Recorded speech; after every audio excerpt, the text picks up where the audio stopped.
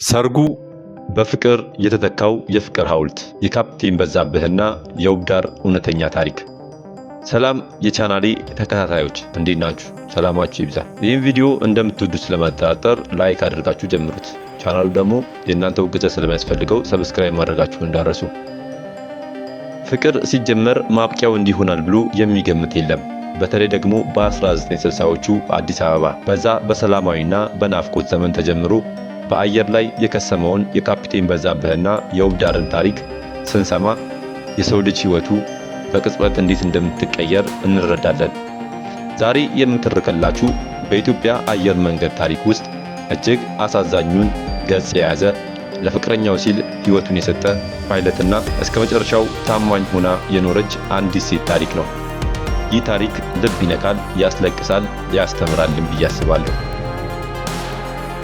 ካፕቴን በዛብህ የኢትዮጵያ አየር መንገድ ኩራት ነበር። በዛ ዘመን ፓይለት መሆን ትልቅ ክብር ነበር።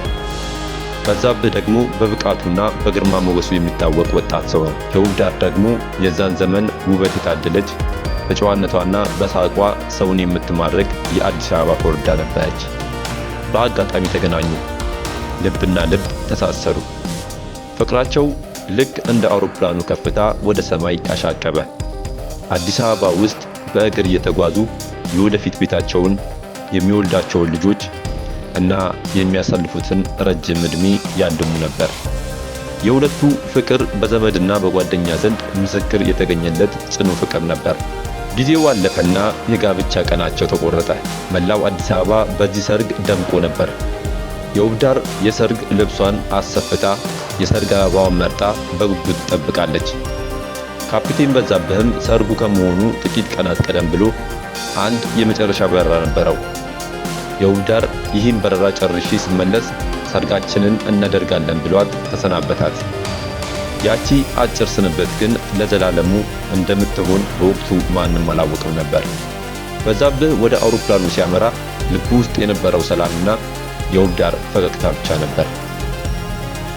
በረራው ተጀመረ። አውሮፕላኑ ከአዲስ አበባ ተነስቶ ሰማዩን እየቀዘፈ ሳለ በድንገት ከአየር መቆጣጠሪያ ማማው ጋር ያለው ግንኙነት ተቋረጠ። ሰዓታት አለፉ። ዜናው በሀገሪቱ ተናፈሰ። በዛብህ የያዘው አውሮፕላን ተከሰከሰ። የውብዳር በሰርግ ድግስ ፈንታ ለቅሶ ቤቱ ውስጥ ተገኘች። የሰርግ ልብሷን ልትለካ በነበረበት ቀን ጥቁር ማቅ ለበሰች። አዲስ አበባ በሰርጉ ፈንታ ለቀብር ተሰበሰበች። ያ አስደናቂ ፓይለት ሰማይ ላይ እንደቀረ ሰርጉም በቀብር እንደተተካ ተነገረ። የውብዳር ጩኸት ሰማይ ይነካ ነበር። ከአደጋው በኋላ ውብዳር ለፍቅረኛዋ ያላትን ታማኝነት እስከ ሕይወቷ ፍጻሜ አሳይታለች።